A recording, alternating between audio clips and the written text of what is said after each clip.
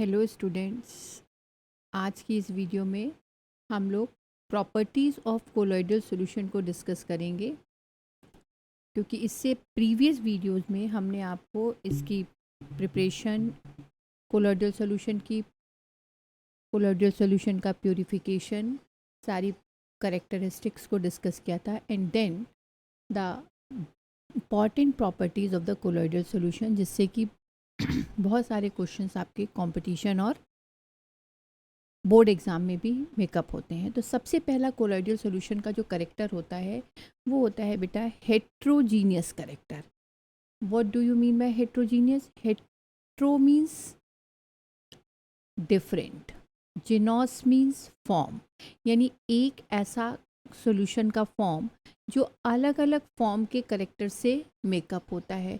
तो जैसे कि हमको पता है कि कोलॉइडल सॉल्यूशन दो फैक्टर से मिलके बनता है। One is called dispersed phase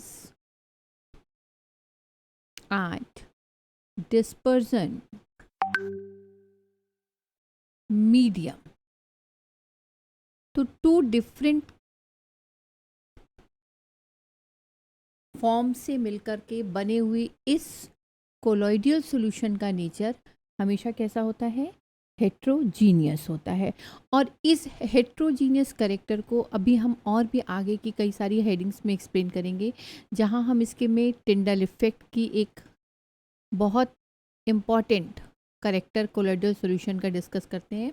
Tyndall effect जो जनरली इस हेट्रोजीनियस करेक्टर को भी प्रूव करता है कि कैसे ये आने वाली लाइट को जो कि कोलॉइडल सॉल्यूशन पे पड़ेगी वो उसको स्कैटर्ड करके फैला देता है और हमें यहाँ पर टिंडल कोन वगैरह फॉर्म होते हैं। तो ये भी मैं आपको आगे की वीडियो में डिस्कस करूँगी। लेकिन हाँ, इसके हेट्रोजीनियस कैरेक्टर को जो सपोर्ट करने वाले फैक्टर हैं वो हैं टिंडल इफेक्ट, वो हैं electrophoresis and next is electroosmosis, electrophoresis, जो कि आगे हम आपको डिटेल स्टडी में देंगे। सेकेंड करेक्टर कोलॉइडल सॉल्यूशन का हम डिस्कस करें तो वो इसकी स्टेबिलिटी पर होता है। तो colloidal sols are quite stable because colloidal particles of comparatively larger size may settle but very slowly। colloidal size में जो सेटल डाउन होने की प्रॉपर्टी है वो बहुत स्लो होती है, जिसकी वजह से इसका जो सॉल्यूशन होता है वो स्टेबल होता है। Third one is filterability. अगर आप फिल्ट्रेबिलिटी को याद करिए तो हमने प्रीवियस वीडियो में आपको एक वर्ड पढ़ाया था कि हमेशा हम इसके लिए यूज़ क्या करते हैं? अल्ट्रा फिल्टर पेपर, है ना। कभी भी हम नॉर्मल फिल्टर पेपर का यूटिलाइजेशन इस कोलॉइडल सॉल्यूशन की फिल्ट्रेबिलिटी के लिए नहीं करते हैं। क्यों? क्योंकि उसमें क्या होते हैं, पोर्स बहुत बड़े बड़े होते हैं और बड़े पोर्स होने की वजह से सारा का सारा सॉल्यूशन उसमें से ड्रेन आउट हो जाएगा। तो हम कोई भी चीज़ जो फिल्टर करना चाह रहे हैं वो फिल्टर नहीं कर पाएंगे। क्लियर? और इसका बेस्ट एग्जांपल हमारे वहाँ पर जब प्यूरिफिकेशन में था तो डायलिसिस भी हमने आपको बताया था कि पार्चमेंट पेपर या एनिमल मेम्ब्रेन में से इसको पास करते हैं। Third and next character is visibility and colour. Visibility का मतलब हुआ कि ये हमें कैसे दिखाई देते हैं। तो नेकेड आई से तो ये हमें नहीं दिखाई देते, क्योंकि इसमें जो कोलॉइडल सॉल्यूशन में डिस्पर्स्ड फेज की रेंज होती है वो 1 नैनोमीटर 2000 नैनोमीटर के बीच की होती है। क्लियर?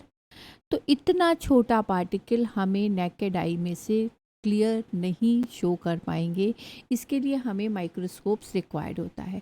दूसरा हमने इसको कहा कि कलर। हाँ, ये बहुत इंपॉर्टेंट फिगर है, क्योंकि कलर जो है वो दो चीज़ों पे डिपेंड करेगा। किस पे डिपेंड करेगा? एक कि हम लाइट जो कि उस कोलॉइडल सॉल्यूशन पे डाल रहे हैं वो हम किस एंगल से ऑब्जर्व कर रहे हैं, यानी जो रिफ्लेक्ट होने वाली लाइट है वो हमारी लाइट कहाँ से, किस डायरेक्शन से हम उसको ऑब्जर्व कर रहे हैं, उसके बेस पे भी हमें कलर अलग अलग दिखाई देता है। और दूसरा हमें साइज उसके अकॉर्डिंगली भी ये कलर अलग अलग दिखाई देता है। साइज़ का मतलब जैसे अगर आप गोल्ड को देखिए तो हमें किस कलर का दिखाई देता है, गोल्डन कलर का दिखाई देता है। लेकिन अगर गोल्ड सॉल्ट में कलर, अगर गोल्ड सॉल्ट का सॉल्यूशन जो है वो वेरी फाइन पार्टिकल्स का बना हो, तब इस सॉल्ट का कलर होता है रेड। क्लियर? अगर इस फाइन पार्टिकल से वो थोड़ा सा एग्रीगेट करके बड़े साइज में कन्वर्ट हो जाता है, then it is converted in the purple colour. और अगर साइज सबसे बिगेस्ट फॉर्म में आता है, ये पर्पल बाद में कंबाइन एग्रीगेट होते होते एक ऐसी कंडीशन में आता है कि ये हमें गोल्डन कलर का दिखाई देता है। तो जब साइज ऑफ द पार्टिकल्स को हमने चेक किया तो very fine particle of the gold salt is red in colour, थोड़ा सा एग्रीगेटेड पार्टिकल आया purple in colour, and last one stage जो हमें दिखाई दे रही होती है जिसे कि हम कोलॉइडल रेंज के आसपास का मानते हैं, that is called golden in colour. Similarly मैंने आपको कहा कि ऑब्जर्वर की डायरेक्शन, कि हम किस एंगल से उस रिफ्लेक्टेड लाइट को ऑब्जर्व कर रहे हैं, वो भी हमारे अलग अलग कलर को शो करती है। कि अगर हमने देखें तो हमारे पास एक बीकर में अगर मैंने यहाँ पर मिल्क ले लिया, ठीक, इसको ध्यान से देखिएगा बच्चा, अगर हमने मिल्क ले लिया और इसमें लाइट को फोकस किया, if reflected light is viewed, अगर रिफ्लेक्टेड लाइट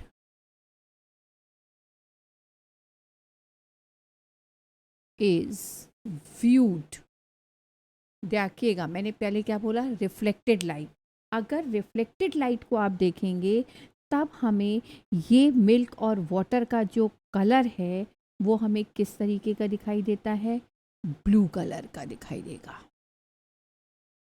लेकिन अगर हमने इसमें से ट्रांसमिटेड लाइट को ऑब्जर्व किया, transmitted light is viewed, then it is red in colour.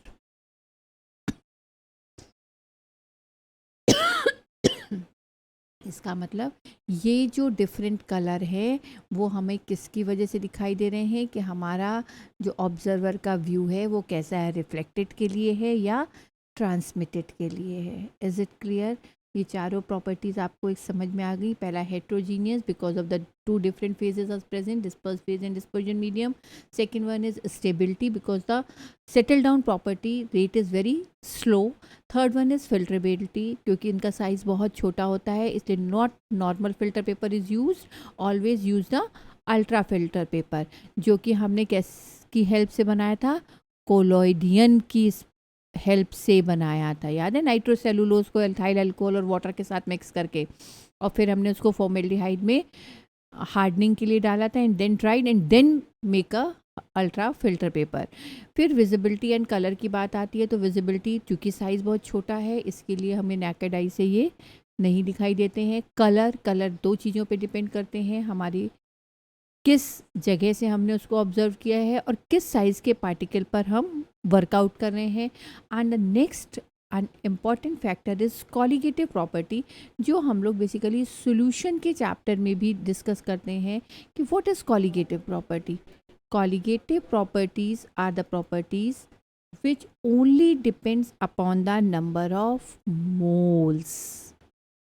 तो ये हमने फर्स्ट चैप्टर की वीडियो में पूरा टॉपिक ही डिस्कस किया है, कॉलिगेटिव प्रॉपर्टीज, जो कि बेसिकली नंबर ऑफ पार्टिकल्स या नंबर ऑफ मोल्स पर डिपेंड करती है। क्लियर? तो जो नंबर ऑफ मोल्स पे डिपेंड करती हैं वो हैं हमारे पास चार colligative properties. One is called relative lowering of vapor pressure. Second one is elevation of boiling point. Third one is depression of freezing point. and last one is osmotic pressure. ये 4 colligative properties हैं जो केवल number of moles पर depend करेंगी. Clear. और जो colloids होंगे वो एक मेजरेबल ऑस्मोटिक प्रेशर को एग्जिस्ट कराते हैं, जिसको हम डिटरमाइन करते हैं, इसकी डिग्री ऑफ एक्यूरेसी को डिटरमाइन करते हैं. So measurement of the osmotic pressure has been used to determine the average molecular mass of the colloidal particles. Clear. तो एक कॉलिगेटिव प्रॉपर्टीज़ हमने आपको ऐसी बता दी जो कि मॉलिक्यूलर मास के क्वांटिटी को मेज़र करने के लिए यूज़ की जाती है, और ये मैक्रो मॉलिक्यूल्स के मॉलिक्यूलर मास के लिए भी की जाती है, क्योंकि इसका फॉर्मूला भी हम लोगों ने तब पढ़ा था. तो pi V is equal to nRT पढ़ा था. यानी यहाँ पर हमने pi is equal to n upon V into R into T, यानी n upon V concentration. So it is related to the molarity instant of molality. इसलिए इस property का यूज़ हम लोग कोलॉइडल सॉल्यूशन के मॉलिक्यूलर मास को calculate करने के लिए भी करते हैं. क्लियर. नेक्स्ट हमारी हेडिंग आती है, नेक्स्ट कोलॉइडल सॉल्यूशन की जो प्रॉपर्टी आती है वो आती है ब्राउनियन मूवमेंट. ये मैकेनिकल प्रॉपर्टीज़ है, वो है ब्राउनियन.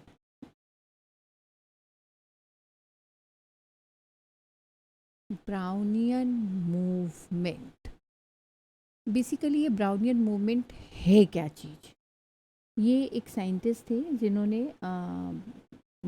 रॉबर्ट ब्राउन थे, जिन्होंने movement of the pollen grains suspended in a particles को ऑब्जर्व किया था, और तब इन्होंने देखा था कि ये जो एक जिगजैग मोशन आता है, इस जिगजैग मोशन का नाम इन्होंने ब्राउनियन मूवमेंट दिया था.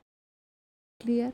तो जो कोलॉइडल पार्टिकल होते हैं वो भी इस कोलॉइडल सोल में जिगजैग फॉर्म में ही हमेशा मूव करते रहते हैं, और इसी जिगजैग मूवमेंट को हमने एक केमिस्ट्री का टर्म दिया, zigzag.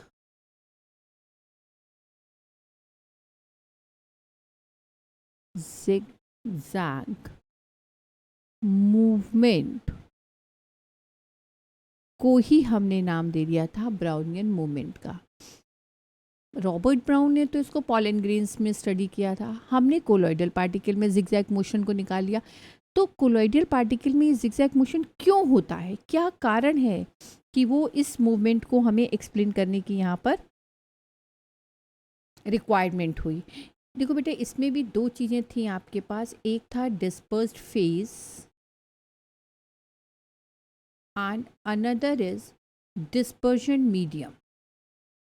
Clear? Dispersion medium. Obvious सी बात है कि इस मीडियम के पार्टिकल भी जो हैं वो मूव करेंगे, यानी जो मॉलिक्यूल्स हैं इस डिस्पर्जन मीडियम के वो भी मूव करते हैं. और जब ये मूव करते हैं, क्यों मूव करते हैं? क्योंकि इसमें थोड़ी बहुत काइनेटिक मोशन होता है. तो जब इसमें मूवमेंट होगा और जो आपने फेज यानी सॉल्यूट पार्टिकल को इसमें ऐड किया, तो इसके पार्टिकल्स का भी मूवमेंट होगा. क्लियर. तो हमेशा जो molecule of the dispersion medium है वो काइनेटिक मोशन के कारण हमेशा strike against the colloidal particles, यानी डिस्पर्स्ड फेज के जस्ट अपोजिट साइड में वो टकरा करके जाएगा. and the resultant force causes that to move. However, the colloidal particles being comparatively heavier move with a slower speed. Clear? कि इसके particle के मूवमेंट पे फेस के पार्टिकल जब जा कर के टकराएंगे, तो जब एक दूसरे से ये एक दूसरे को बाउंस करेंगे, तो जब बाउंस करेंगे तो एक दूसरे के अपोजिट डायरेक्शन में मूव करेंगे. लेकिन मीडियम के particles as compared to the phase particles move slowly, so it create a zigzag motion. Clear? अब इस ब्राउनियन मूवमेंट की रिक्वायरमेंट क्यों हो गई हमें?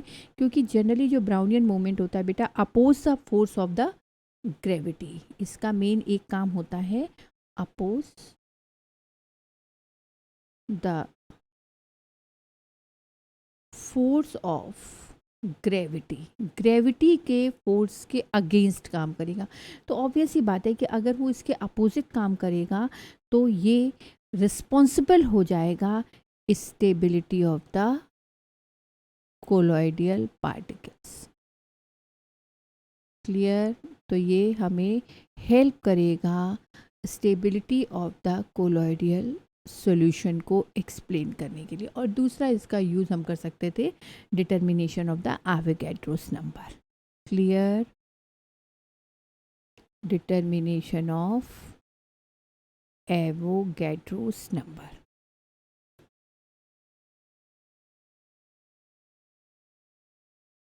तो ब्राउनियन मूवमेंट क्या है? ज़िगज़ैग मोशन है।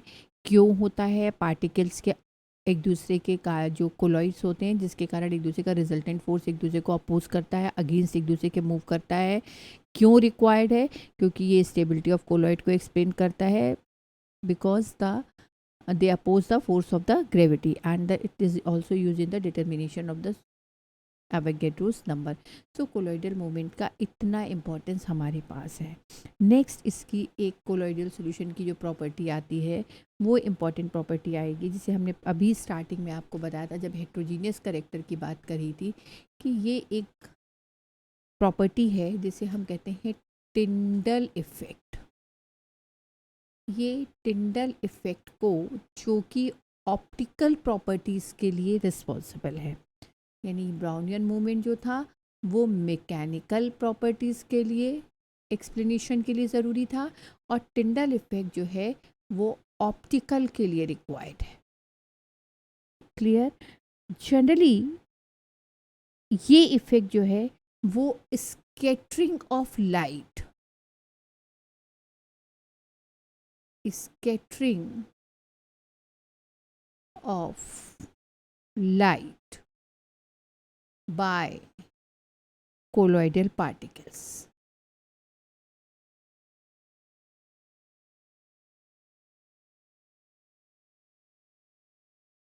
ये एक फिनोमिनन है। क्लियर? अब जब ये स्कैटर्ड करेगा तो ये जिस पाथ को इल्यूमिनेटेड करता है, क्लियर, जिस पाथ को ये इल्यूमिनेटेड करता है वहाँ पर जो ये कोन जैसा स्ट्रक्चर बनता है इसको हम कहते हैं टिंडल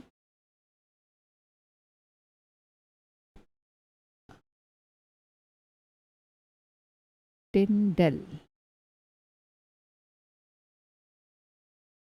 कोन। और जनरली हम इसका एक सिंपल एग्जांपल सिनेमा हॉल में दे सकते हैं कि जब हम लोग पिक्चर देखते हैं तो देखिए पीछे के रूम से एक लाइट की वेव्स आ रही होती है और जो धीरे धीरे धीरे जा कर के वहाँ के स्क्रीन पर काफ़ी स्कैटर्ड हो जाती है ना? तो ये हमारा बहुत सिंपल सा एक एग्जाम्पल है जो हम लाइव एग्जाम्पल देखते हैं। दूसरी चीज़ इसमें इम्पॉर्टेंस आती है कि हर कोलॉइडल सॉल्यूशन जो है वो टिंडल इफ़ेक्ट को शो नहीं कर सकता है। उसके लिए कुछ कंडीशन है कि जब तक कोलॉइडल इफ़ेक्ट को हम ऑब्ज़र्व करें, जब तक कि इफ़ेक्ट शो करने वाला फैक्टर इन दो कंडीशन को सेटिस्फाइड नहीं करता है। कौन सी two conditions are required? Two conditions are required. पहली, first is the diameter of the dispersed particle is not much smaller. पहला उसने कहा कि diameter of dispersed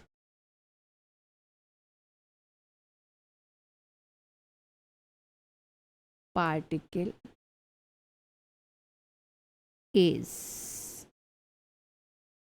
not much smaller. बहुत छोटा पार्टिकल नहीं होना चाहिए।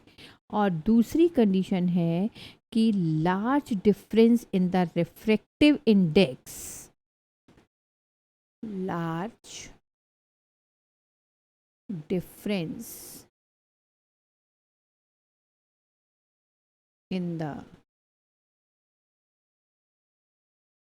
refractive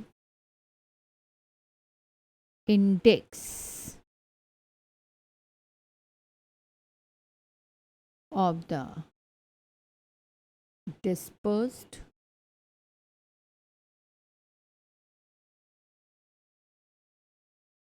phase and dispersion medium, दोनों की रिफ्रैक्टिव इंडिसेस में इतना डिफरेंस होगा तभी हम टिंडल इफ़ेक्ट की प्रॉपर्टीज़ को ईज़िली एक्सप्लेन कर सकते हैं। और इस टिंडल इफ़ेक्ट को एक प्रॉपर डिवाइस के थ्रू हम लोग एक्सप्लेन करते हैं, जिसे कहते हैं अल्ट्रा माइक्रोस्कोप। क्लियर?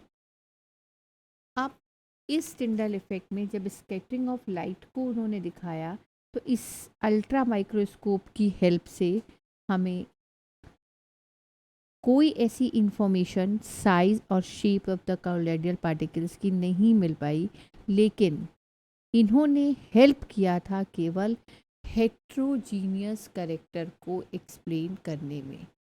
क्यों? क्योंकि जब आपने यहाँ पे कंडीशन रखी कि इन डिस्पर्स फेज और डिस्पर्जन मीडियम के रिफ्रैक्टिव इंडिसेस में लार्ज डिफरेंस होना चाहिए, इसका मतलब दोनों अलग अलग साइज और करेक्टर के हैं। Clear?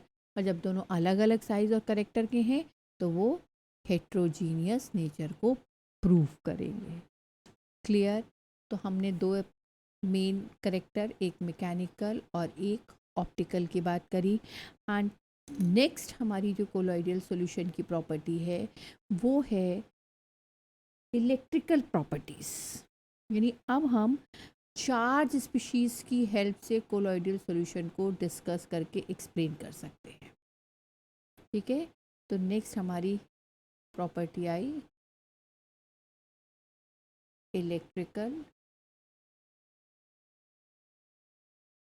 properties. In this electrical properties generally discuss the stability of the colloidal soles.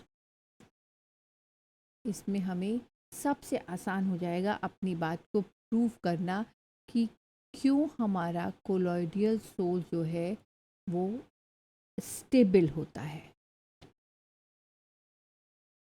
हम लोग सब बच्चे जानते हैं कि opposite charges are attract to each other and same charges are repel to each other. Clear?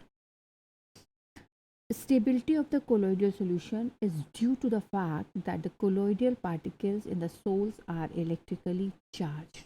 हमने जैसे कहा कि अगर ये इलेक्ट्रिकल प्रॉपर्टी की बात कर रहा है तो ये दो तरीके के चार्ज पार्टिकल्स की बात करेगा, one is positive and another is negative. जैसे कि हम लोग जनरली देखते हैं कैटायन और एनायन। तो जितने भी कोलॉइडल पार्टिकल्स होते हैं वो या तो पॉजिटिव चार्ज को कैरी करते हैं या नेगेटिव। तो अब हमारे पास दो चीज़ें आई, या तो वो कोलॉइडल सोल हमारा पॉजिटिव होगा या कोलॉइडल सोल हमारा नेगेटिव होगा। क्लियर? और जितने डिस्पर्स्ड पार्टिकल होंगे कोलॉइडल सॉल्यूशन में वो सारे के सारे सेम चार्ज को कैरी करेंगे, जबकि डिस्पर्शन मीडियम के जितने होंगे वो सारे इक्वल एंड अपोजिट चार्ज को कैरी करेंगे। क्यों? क्योंकि जो कोलॉइडल सॉल्यूशन है वो दो तरीके के फैक्टर्स से बना हुआ है। One is dispersed phase, another is dispersion medium. Clear? तो अगर फेज पॉजिटिव है तो ऑब्वियस सी बात है कि मीडियम के सारे पार्टिकल्स निगेटिव होंगे और जितने फेस के हैं उतने ही मीडियम के होंगे, तभी दोनों आपस में न्यूट्रल होकर के कोलॉइडल सॉल्ट को प्रिपेयर करेंगे। सेम ऐसे ही अगर हमारे पास फेज निगेटिव है तो मीडियम के सारे पार्टिकल पॉजिटिव होंगे, हमेशा एक दूसरे के ये अपोजिट एंड इक्वल होंगे। बस इस एक वर्ड को आपको समझना है, क्लियर? तभी वो वहाँ पर बेसिकली कोलॉइडल सोल को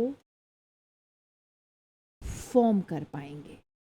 जैसे फॉर एग्जांपल अगर हम देख लें तो arsenious sulphide particles are negatively charge whereas dispersion medium water is positive. अगर हम आर्सेनियस सल्फाइड को बनाते हैं वाटर के साथ तो वाटर हो गया हमारा पॉजिटिव, तो पॉजिटिव हो गया मीडियम, और फेज हमारा क्या हो गया आर्सेनिक सल्फाइड, तो वो हो गया हमारा निगेटिवली चार्ज कैरेक्टर। क्लियर? अब आता है कि ये जो इलेक्ट्रिकल चार्ज है कोलॉइडल पार्टिकल्स पे, ये आया कहाँ से?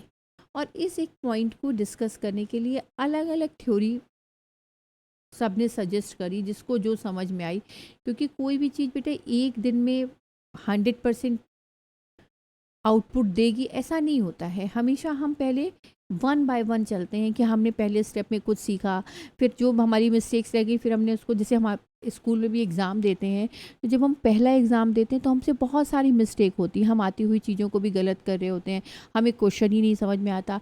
फिर जब दोबारा हमारे टीचर एग्ज़ाम लेते हैं तो जो हमने मिस्टेक्स यहाँ करी उसको हम इसमें इम्प्रूव करते हैं, फिर हम अपने आप को, फिर जब हमारा हाफ ईयरली आता है तब तक हम बिल्कुल परफेक्ट हो चुके होते हैं, सेकेंड यूटी आता है और परफेक्ट होते हैं, और फाइनल तक आते आते इतनी प्रैक्टिस इतनी मिस्टेक के बाद हमारे पास फाइनल रिजल्ट अच्छा आ जाता है ना।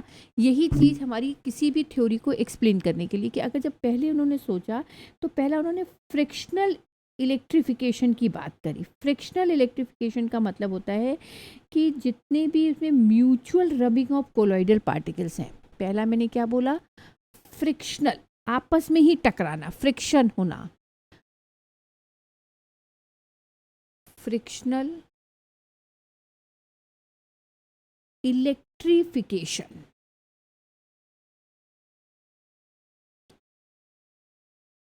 मतलब आपस में ही पार्टिकल एक दूसरे से, किसके पार्टिकल्स, डिस्पर्स्ड फेज और डिस्पर्शन मीडियम के जो पार्टिकल्स हैं वो क्या करेंगे, mutual rubbing of the colloidal particles with molecules of the dispersion medium due to the movement of the colloidal particles in the dispersion medium. मतलब एक दूसरे के साथ वो रब करने पर, एक दूसरे के साथ वो कोलॉइड होने पर, फ्रिक्शन प्रोड्यूस करने पर चार्ज पार्टिकल को प्रोड्यूस कर रहे थे। दूसरा उसने कहा कि ये तो एक ही है कि थ्योरी कि हम मान सकते हैं कि आपस में ये रबर कर रहे हैं, लेकिन एक और बात भी आ सकती थी जिसमें हम कह सकते थे कि electron capture bye particles from air. Second उन्होंने एक थ्योरी और प्रोड्यूस करी, electron capture bye particles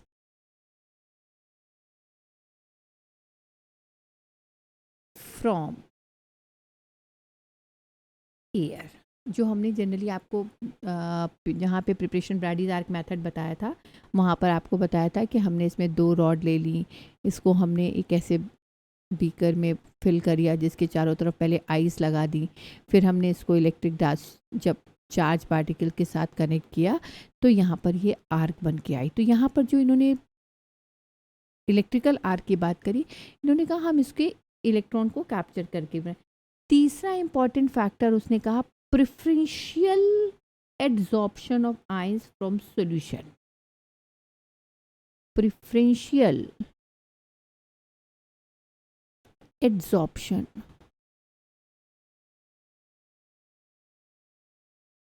of ions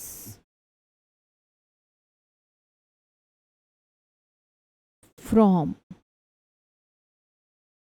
solution। Preferential का मतलब क्या हुआ, जो प्रेफर करें। हमारे पास अगर आज की डेट में 2 काम है तो जो काम हमारा इम्पॉर्टेंट है हम पहली प्रायोरिटी उसको देते हैं, तो जिसको हम पहली प्रायोरिटी देते हैं उसने कहा कि उसी की बेस पर सॉल्यूशन का नेचर डिफाइन हो जाता है। जैसे अगर हम आयनिक कोलॉइड्स की बात करें तो आयनिक कोलॉइड में दो आयंस हैं, एक पॉजिटिव और एक नेगेटिव। उसने कहा कि अगर हमने AgI का सॉल्यूशन बनाया, AgI का सॉल्यूशन किससे किसके मिलाने से बन सकता था कि अगर हमने इसको बनाया कि AgNO3 के सॉल्यूशन में Ki मिला दिया तो AgI बन गया और KNO3 बन के निकल गया। ये जो AgI बना, अगर इसमें एक्सेस ऑफ Ki सॉल्यूशन मिला दें तो इसका मतलब ये जब आपने Ki को एक्सेस मिलाया तो यहाँ पर I माइनस मेरे पास आ गया, और जब I माइनस आ गया तो इस AgI के पास एक लेयर बन जाएगी किसकी, I माइनस आयन की। और जब ये I माइनस आयन की लेयर पहले से इसकी सरफेस पे बन जाएगी तो अब यहाँ पर कोई भी पॉजिटिव आयन कलेक्ट हो जाएगा। क्लियर। लेकिन अगर हमारे पास इस AgI की सॉल्यूशन में बजाय Ki एक्सेस के करने के AgNO3 एक्सेस में आ जाए तो Ag प्लस का आयन जो है वो डिपॉजिट होने लगेगा, and then positive sol is form, then AgI, और अब इसकी सरफेस पर Ag प्लस जो है वो एड्सॉर्ब होने लगेगा। तो यहाँ पर हमने देखा कि निगेटिव एड्सॉर्ब हो रहा है, इसका मतलब ये निगेटिव सॉल का वर्क करेगा, और इसमें सरफेस पे पॉजिटिव आ रहा है तो ये पॉजिटिव सॉल का वर्क करेगा। क्लियर। तो ये उसने आपको बताया कि प्रेफरेंशियल ऑर्डर ही डिसाइड करता है कि हमारे सॉल का नेचर क्या होगा। नेक्स्ट थ्योरी एक और आई कि उन्होंने कहा कि ठीक है, फ्रिक्शनल भी कुछ कुछ बातों को समझा पा रहा है, इलेक्ट्रॉन कैप्चर मेथड भी दे रहा है, प्रेफरेंशियल ऑर्डर ने भी आपको डिसाइड कर दिया कि किस तरीके के नेचर का सॉल हमारा प्रिपेयर होगा। नेक्स्ट हम इसका एक उसने कहा कि हम इसको एक्सप्लेन कर सकते थे, dissociation of the molecules followed by aggregation of ions. Next, dissociation of molecules followed by aggregation of ions। Aggregate होने के बाद ये जो है डिसाइड करेगा। कौन सा हम लोग ने इसका एग्जाम्पल पढ़ा था, सोप का, है ना। अगर सोप में देखिए तो जो उसमें ईस्टर ग्रुप हमारे पास प्रेजेंट होता है, RCOO minus ion get dissociated from Na plus ion and have a tendency to aggregate with to the cluster carrying negative charges। Clear. तो ये भी एक चार्ज स्पीशीज को रिप्रेजेंट करने का तरीका है। और नेक्स्ट हम इसको कह सकते थे कि अभी जो हमने आपको यहाँ पर बताया प्रेफरेंशियल ऑर्डर का अरेंजमेंट, इसी को इन्होंने एक छोटा सा टर्म है, कभी कभी पूछा जाता है, जीटा पोटेंशियल, या इस जीटा पोटेंशियल को हम कह सकते थे Helmholtz electrical double rare.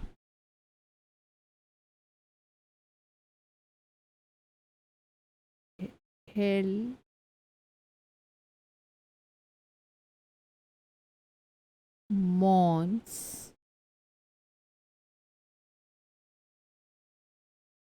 Electrical double layer. Double क्यों कहा बेटा, क्योंकि दो ही चार्ज की हमारे पास पॉसिबिलिटी है, one is positive and another is negative. अगर निगेटिव की लेयर पहले से फिक्स्ड हो जाएगी तो इसका मतलब जीटा पोटेंशियल के लिए उन्होंने दो वर्ड कहे, one is fixed layer and another is diffused layer. इसका मतलब जो प्रेफरेंशियल ऑर्डर के कारण पहले ही उसकी सरफेस पे एड्सॉर्ब हो गई वो हो गई फिक्स्ड लेयर, और दूसरी जो एड्सॉर्ब ना हुई उसने इस फिक्स्ड लेयर के नेचर के अकॉर्डिंगली अपने ऑपोजिट पार्टिकल को यहाँ पर कलेक्ट करवा दिया, that is called diffuse layer. And the potential between fixed layer and diffuse layer is called zeta potential or Helmholtz electrical double layer. Clear? तो आपको समझ में आया कि ये जो जीटा पोटेंशियल था ये क्या है. पोटेंशियल मतलब तो कैपेसिटी हो गई, यहाँ पर जीटा मतलब हो गया दो डिफरेंट लेयर के बीच का पोटेंशियल. तो the potential between the fixed layer and the diffuse layer is known as electrokinetic potential or zeta potential. आपको ये स्टेबिलिटी ऑफ कोलॉइड सॉल्यूशन की थ्योरी क्लियर हो गई. नेक्स्ट एक और प्रॉपर्टीज़ में इलेक्ट्रिकल प्रॉपर्टी में ही आएगी जिसको हम कहते हैं electrophoresis. The next property is electrophoresis और कैटाफोरेसिस. नेक्स्ट प्रॉपर्टी इज इलेक्ट्रोफोरेसिस और इसी को हम कहते हैं कैटाफोरेसिस. बेटा इलेक्ट्रा मीन्स इलेक्ट्रिसिटी से लेना देना होगा, फोरेसिस मीन्स उसको उसके आयंस में डिसोसिएट करना होगा. यानी अगर हमने एक इंस्ट्रूमेंट लिया और उस इंस्ट्रूमेंट में उस डिवाइस में एक साइड पे हमने एनोड एक साइड में कैथोड फंक्शन की प्लेट्स को डिप किया, तो ऑब्वियस सी बात है कि जब हमने यहाँ पे इलेक्ट्रिसिटी को पास करेंगे तो जो कोलॉइडल सॉल्यूशन है वो चार्ज स्पीशीज़ होने की वजह से अपने अपने रिस्पेक्टिव आयंस के इलेक्ट्रोड्स पे डिपॉजिट होता चला जाएगा. Is it clear? तो अगर ये नेगेटिव है तो ये पॉजिटिव बैटरी से, फिर नेगेटिव, फिर पॉजिटिव, फिर नेगेटिव, फिर पॉजिटिव, फिर नेगेटिव. यहाँ तक बात समझ में आ गई. तो the existence of the electrical charge जो कि हम ऊपर से आपको समझाते हुए चले आ रहे हैं, जिसको शोन करने के लिए जिस प्रोसेस को हम यूटिलाइज करते हैं दैट इज़ कॉल्ड इलेक्ट्रोफोरेसिस और कैटाफोरेसिस, which involves the movement of the colloidal particles towards one or the other electrode when placed under the influence of the electric field. जब हमने इसको इलेक्ट्रिक फील्ड के influence में रखा तो जो movement of the colloidal particles हैं वो क्या कहलाएंगे? Electrophoresis. Is it clear? Next, electroosmosis. so what do you mean by osmosis? ये आपको इलेक्ट्रोऑस्मोसिस, देखो ऑस्मोसिस तो एक फिनोमिनन था जिसमें क्या होता था कि हमेशा एक सेमी परमेबल मेम्ब्रेन की हेल्प से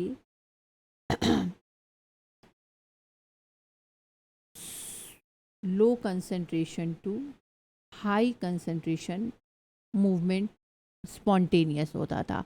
जब इसी प्रोसेस को इलेक्ट्रिसिटी की हेल्प से प्रोसीड करा दिया गया तब ये कहलाएगा इलेक्ट्रोऑस्मोसिस. Clear?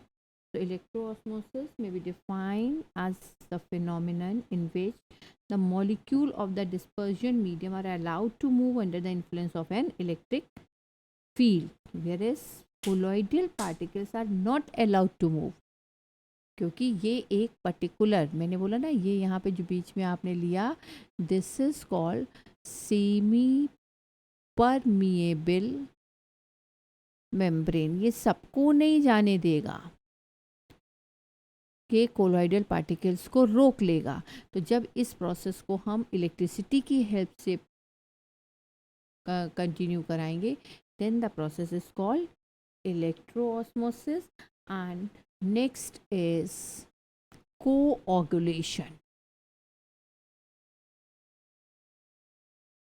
Coagulation is the just reverse process of peptidization. हम लोगों ने प्रिपरेशन में पढ़ा था पेप्टाइजेशन, जिसमें freshly prepared precipitate is converted into colloidal solution and the coagulation is a process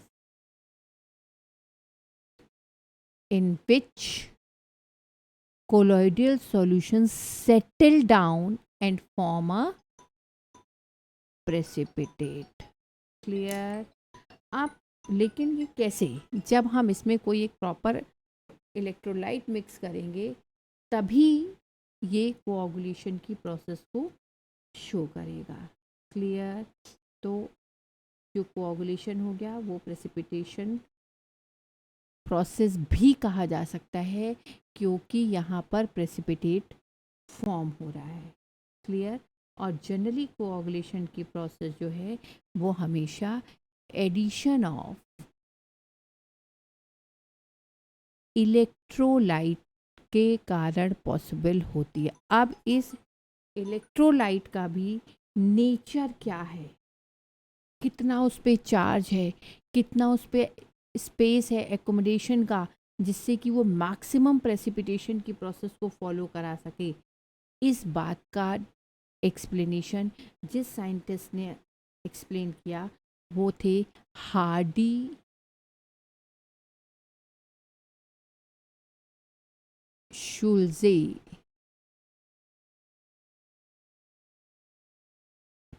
rule इन्होंने ये प्रूव किया कि जो कोआगुलेशन की प्रोसेस है, जो प्रेसिपिटेशन की प्रोसेस है, वो हमेशा किसी भी इलेक्ट्रोलाइट की एडिंग प्रॉपर्टी के कारण होती है. तो जो ऐड होने वाला कंटेंट है उसका करेक्टर ये है कि अगर greater the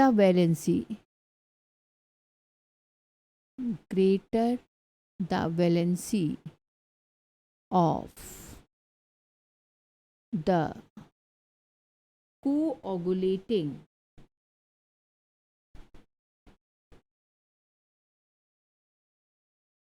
or flocculating ion, greater is the precipitation. Clear? या greater is the coagulation. और सेकेंड उसने करेक्टर कहा कि the effective ion of the electrolyte, जो इलेक्ट्रोलाइट आप ऐड कर रहे हैं, तो effective ions of the electrolyte in bringing about coagulation are those which carries opposite charges. क्योंकि प्रेसिपिटेट बनाने के लिए हमें ऑपोजिट चार्जेस के पार्टिकल्स को ही मैच कराना पड़ेगा, तभी उनके बीच में फोर्स ऑफ अट्रैक्शन डेवलप होगा और वो आपस में एक दूसरे के साथ एग्रीगेट होंगे और रिजल्टेंट प्रेसिपिटेट को फॉर्म करेंगे. क्लियर? तो इस दो फैक्टर से कि greater the valency of the coagulating ion, greater is the precipitation, या जो हम इलेक्ट्रोलाइट मिक्स करेंगे उसमें प्रोड्यूस होने वाले आयंस हमेशा ऑपोजिट चार्जेस के होंगे, तभी वो उस कोलॉइडल सॉल्यूशन को प्रेसिपिटेट फॉर्म में कन्वर्ट कर पाएंगे. क्लियर? जैसे फॉर एग्जांपल हम एक आध लर्न कर सकते हैं कि अगर निगेटिवली चार्ज सोल है, फॉर एग्जांपल अगर negatively charged सॉल है, तब हमेशा उसमें पॉजिटिव आयंस का इलेक्ट्रोलाइट ही यूज़ किया जाएगा उसके प्रेसिपिटेशन के लिए. और उसमें भी अगर हमारे पास +3 वाला है तो इसकी कोआगुलेटिंग पावर ज़्यादा होगी as compare to 2 charges as compare to 1 charges. Similarly अगर मेरे पास पॉजिटिवली चार्ज्ड आयन है तब हमें कोआगुलेट करने के लिए नेगेटिव फैक्टर रिक्वायर्ड होगा, और नेगेटिव फैक्टर में भी जिसके ऊपर सबसे ज़्यादा चार्ज स्पीशीज़ होगी -4 आयन सबसे ज़्यादा, फिर फॉस्फेट आयन जिसमें 3 आयन्स हैं, फिर सल्फेट आयन जिसमें 2 आयन हैं, और फिर क्लोराइड आयन जिसमें 1 आयन है. क्लियर? इसका मतलब coagulation process basically depends upon the charged particle number of charged particle, valency of the charged particle, and opposite charges are attract to each other. And coagulation can also be caused, may be caused by the electrophoresis, by mutual precipitation, by heating और cooling process. तो precipitation के लिए भी बहुत सारे और भी factors influence हो सकते हैं. Is it clear? तो आई थिंक कि आपको यहाँ तक जितनी हमने अभी आपको कोलॉइडल सॉल्यूशन की प्रॉपर्टीज़ को एक्सप्लेन किया है वो सारी की सारी क्लियर हो गई होंगी. और चलते चलते लास्ट में जब हम लोग टॉपिक को वीडियो को एंड करते हैं तो फिर से एक रिमाइंडर डाल दें कि उस रिमाइंडर में कि हमने आज किन किन प्रॉपर्टीज़ को कोलॉइडल सॉल्यूशन की एक्सप्लेन किया था. तो पहली थी हमारे पास जिसमें हमने आपको डिस्कस किया, वो इसके हेट्रोजीनियस नेचर को डिफाइन कर रही थी. Yes, first is heterogeneous nature, second one is filterability, third one is visibility or color, fourth one is colligative properties, then colligative properties के बाद mechanical properties, that is Brownian movement. Next one is optical, that is Tyndall effect. Next one is electrical, जिसमें हमने आपको cataphoresis, electrophoresis और charge particle के बारे में बताया. और लास्ट में वीडियो के एंड में हम लोग ने कोआगुलेशन यानी प्रेसिपिटेशन के कंसेप्ट को एक्सप्लेन किया. क्लियर? तो इसके बाद अब लास्ट हम लोग इसकी प्रॉपर्टीज़ को डिस्कस करेंगे नेक्स्ट